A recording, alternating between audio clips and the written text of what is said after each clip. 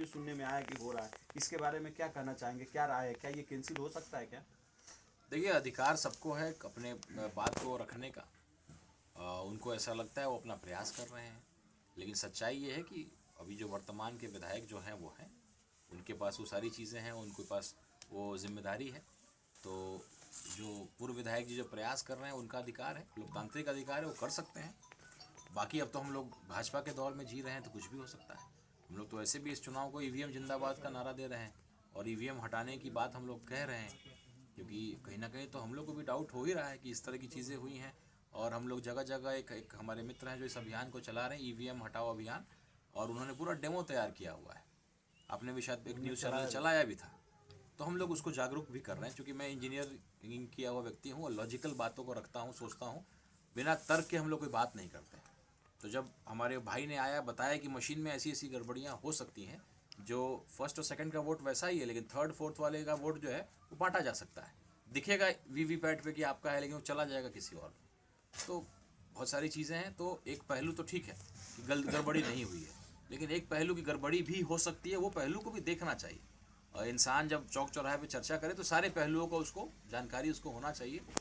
तो भाजपा की सरकार है, कुछ भी हो सकता है भाई, मोदी है तो मुमकिन है।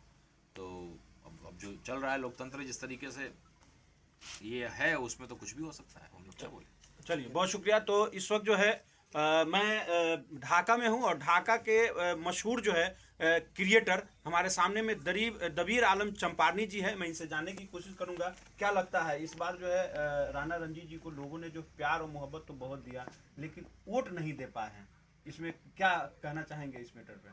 जी, जैसे नेताजी बोले हैं कि बम्बई में, दिल्ली में एमआईएम नारा लगाया, लेकिन गांव में आके नारा नहीं लगा, वोट दूसरी तरफ चला गया।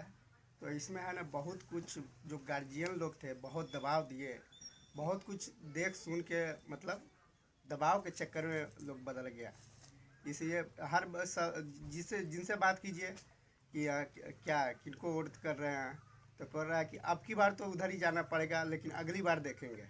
मतलब दबाव इतना न था कि लोग, मतलब दबाव में आके ये हो गया। चलिए, इतना करने के बाद भी इन्होंने एक जो है सारे क्रिएटरों के लिए जो है एक खुशखबरी है कि डिजिटल फैक्ट्री, जो बिहार डिजिटल फैक्ट्री नाम का एक जो है बहुत बड़ा जो है एक काम करने जा रहे हैं। समझिए, तो एक डिजिटल क्रांति पैदा कर दिया है। उसके बारे में क्या कहना चाहेंगे? सर, ये तो जो लोग सुन रहे हैं सबको बहुत खुशी हो रही है। हमसे भी पूछते हैं कि भाई क्या है ये डिजिटल फैक्ट्री, लेकिन ये जब डिजिटल फैक्ट्री जब लॉन्च होगा, जब खुलेगा, तो सब लोग को जो अच्छा कंटेंट बनाते हैं, एडल्ट नहीं बनाते, मतलब नॉर्मल अच्छा हो, समाज के लिए हो, शिक्षा पे हो, उस तरह का जो कंटेंट बनाए, उनको बहुत अच्छा तरह का, मतलब ये फ़ायदा होगा। जिसे विदेश से भी व्यूज आएंगे और कमेंट होगा, समझिए बहुत ज़बरदस्त, मतलब फ़ायदा होने वाला है। चलिए, बहुत शुक्रिया। तो इस वक्त जो है मैं बात कर रहा था राणा रणजीत जी से और दबीर आलम चंपारनी जी से, और बहुत सारे मुद्दों पे हमने बात किया। और इसके अगर चाहते हैं कि आप इस तरह का मुद्दा और यहाँ के आसपास की खबरों को देखना, तो जुड़े रहे हमारे साथ। और खबरों के लिए जमा खान, ATV नेशनल न्यूज़। जय हिंद, जय भारत, धन्यवाद।